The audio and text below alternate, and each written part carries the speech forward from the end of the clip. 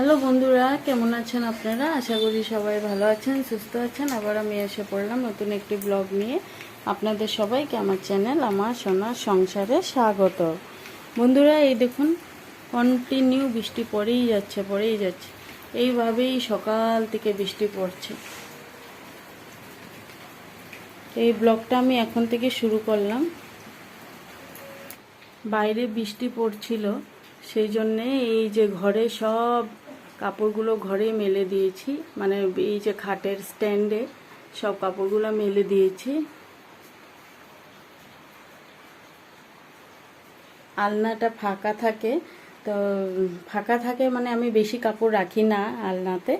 তো আলনাটা যতটুকু কাপড় ছিল সব এই যে এরকমভাবে সাইড করে নিয়েছি। সাইড করে তারপর এই যে কয়টা কাপড় আলনার মধ্যে দিলাম মেলে, না হলে তো শুকাবে না।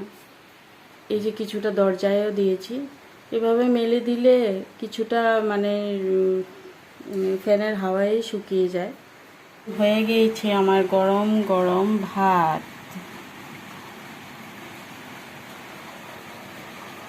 তো বন্ধুরা দেখুন, ডাল সিদ্ধ হয়ে গিয়েছে। আমি নুনটা আগেই দিয়ে দিয়েছিলাম সিদ্ধ বসানোর সময়। আর এখানে দিয়েছি রাজামরিচ, 2-3 টুকরা রাজামরিচ দিয়েছি, কেন আজ আমার কাছে কাঁচা লঙ্কা নাই। আর এখন আমি দিয়ে দিচ্ছি হলুদ।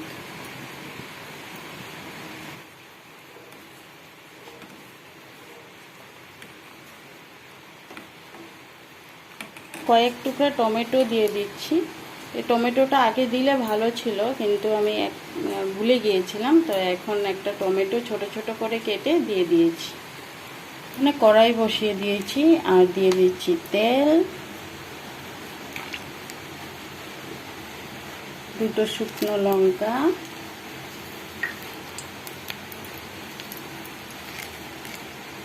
5 ফোড়ন,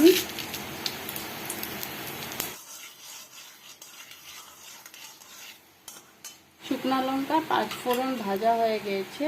এখন তাতে দিয়ে দিচ্ছি আমি কটা কারি পাতা।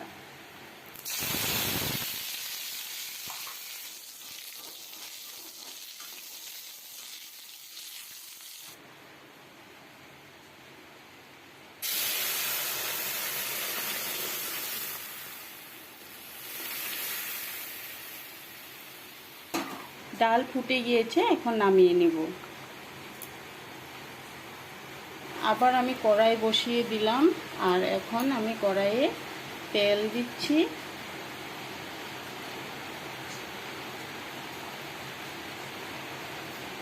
শুকনো লঙ্কা আর কালো জিরে, শুকনো লঙ্কা কালো জিরে ভাজা হয়ে গিয়েছে। এখন দিয়ে দিচ্ছি আলু বেগুন।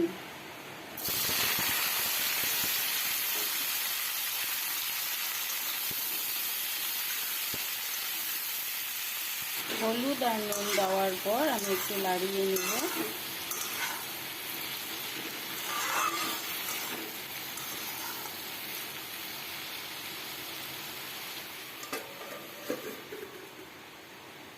আজ আমি আপনাদেরকে দেখাবো পেঁপে শাক কীভাবে বানাই।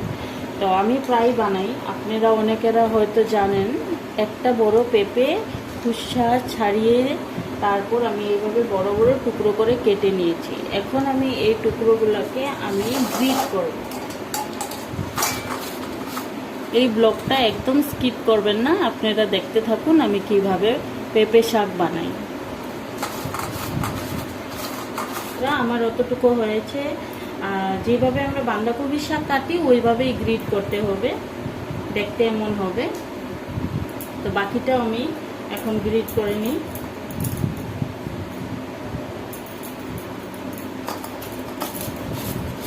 বানাতে কিন্তু একটু কষ্ট হয়, কিন্তু খেতে কিন্তু দারুণ লাগে। আমি প্রায় সময় এভাবে বানাই, অনেক ভালো লাগে।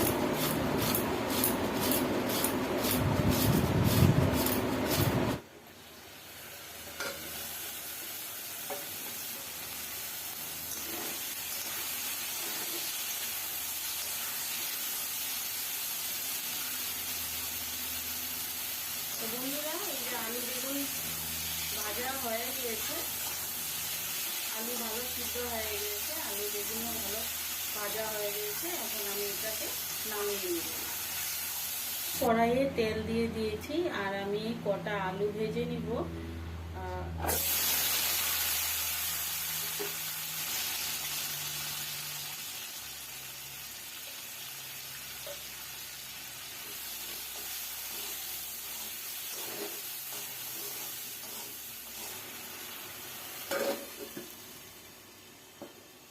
বন্ধুরা আলু ভাজা হয়ে গিয়েছে, আলুগুলো নামিয়ে নিচ্ছি।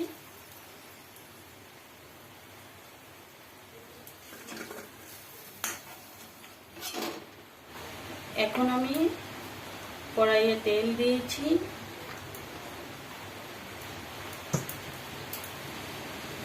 তেজপাতা, শুকনো লঙ্কা,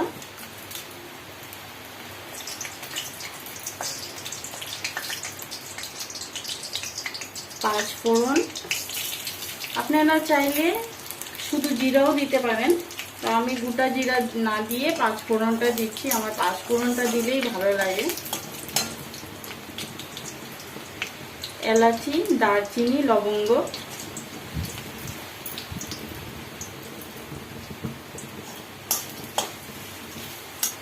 সামান্য পরিমাণে হিং।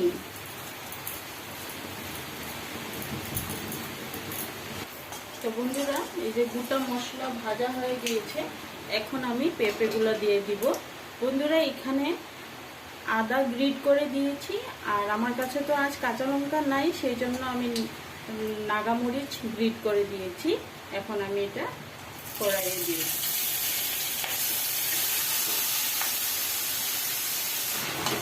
এখন আমি এতে গুঁড়া মশলা দেব, দিয়ে দিচ্ছি পরিমাণ মতন হলুদ, দিয়ে দিচ্ছি নুন, দিয়ে দিচ্ছি জিরা গুঁড়া। সব দেওয়ার পরে এখন আমি ভালো করে নাড়াচাড়া করে নেব।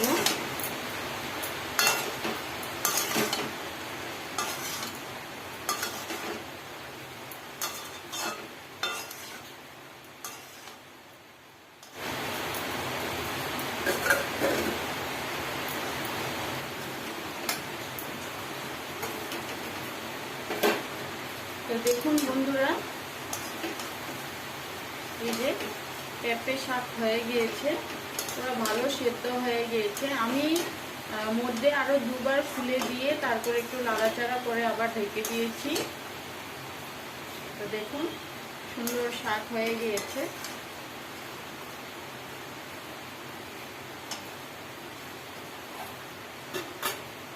এখন আমি এই যে ভাজা করে আলুগুলো রেখেছিলাম, আমি এতে দিয়ে দিব।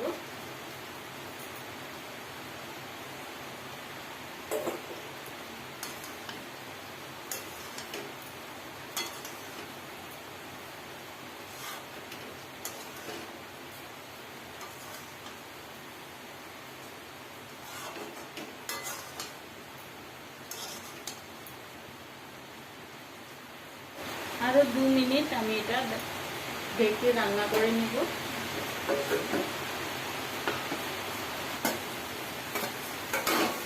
তো বন্ধুরা কম আছে, আরো 2 মিনিট করেছি।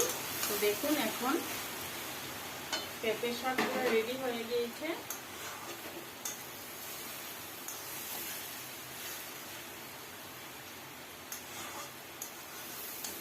আমার অনন্তর বাবা, অনন্ত, আমরা তিনজনে খুব ভালো পাই।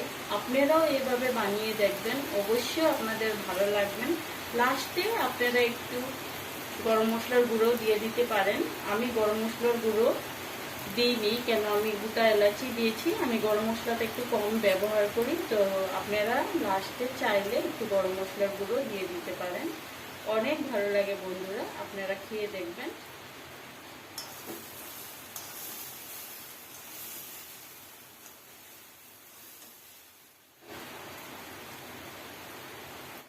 এই দেখুন বন্ধুরা, সবজির ওয়েস্ট, যে সবজি আজ কেটেছি, সবজির ওয়েস্ট আমি ফেলি না, আমি রেখে দিই। এই যে আমাদের দুধালা আসে, দুধালাকে দিয়ে দিই। ওরা এগুলো দিয়ে গায়ের চারা বানায়, চারা বানিয়ে গাইকে খাওয়ায়। তো আপনারাও এভাবে না ফেলে রেখে দিবেন। আর সময় থাকলে আমি এগুলোকে খাদ বানিয়ে নেই, ছোট ছোট পিস করে কেটে তারপরে ট্রাই করে, মানে একটু কষ্ট হয়, আর এগুলো সময় থাকলেই করা যায়। খাদ বানিয়ে গাছের গুঁড়াতে দিয়ে দিই। এভাবে আপনারা এগুলো সবজির ওয়েস্ট ইউজ করতে পারেন, না হলে আপনারা গায়ের জন্য রেখে দিবেন, দুধওয়ালাকে দিয়ে দিবেন, ওরা নিয়ে গায়ের চারা করে গায়ের খাওয়া বানাবে। তবে দেখেছেন বন্ধুরা, আজ আমি কি বানালাম। আজ বানিয়েছি টমেটো দিয়ে, কারি পাতা সম্বাস দিয়ে, মসুরি ডাল, আলু বেগুন ভাজি আর পেঁপে দিয়ে শাক। আচ্ছা বন্ধুরা, আমি আপনাদেরকে একটা জিনিস শেয়ার করতে চাই। মানে নর্মালি পাঁচফোড়নে 5টা গোটা মশলা থাকে, 5টা আইটেম থাকে। নর্মালি পাঁচফোড়ন বলে না, 5টা আইটেম থাকে। তা আমি যে ঘরে পাঁচফোড়নটা মানে ঘরে বানিয়ে নিই, কেন আমার কাছে সবগুলো গোটা মশলা থাকে, সেই জন্য আমি ঘরেই বানিয়ে নিই। তো আমি 6টা আইটেম দিই। 6টা আইটেম মানে এমনি গোটা জিরে, তারপর কালো জিরে, তারপর গোয়া মসুরি, তারপর জৈন, তারপর মেথি। এই পাঁচটা তো নর্মালি আই থিঙ্ক থাকে। আর আমি এক্সট্রা দিয়ে দিই শস্য। আমি ফিল করেছি কি যে এই যে আমি যে ঘরে এক্সট্রা শস্য দানাগুলো দিই, মানে আরও পাঁচফোড়নের স্মেলটা আরও একটু সুইটনেসটা বেড়ে যায়। যখন আমরা সম্বাস দিই, পাঁচফোড়নের সুইটনেসটা আরও মানে আমি আরও ভালো ফিল করতে পারি, আরও সুইট ফিল করতে পারি। তো আপনারাও একবার ট্রাই করে দেখবেন কি সত্যিরও কিছু ডিফারেন্স আসছে না, এটা আমার জাস্ট ফিলিং, আমি বুঝছি না। তো আপনারা একবার এভাবে 6টা আইটেম দিয়ে পাঁচফোড়নটা প্রিপেয়ার করে একবার ট্রাই করে দেখবেন, আমাকে কমেন্ট করে অবশ্যই জানাবেন। তবে বন্ধুরা, এই ব্লগটা আমি এখানেই শেষ করছি। আশা করছি আপনাদের সবার ভালো লাগবে। ভালো লাগলে অবশ্যই লাইক করবেন, শেয়ার করবেন, কমেন্টও করবেন। ভালো থাকুন, সুস্থ থাকুন। দেখা হচ্ছে নতুন একটি ব্লগে।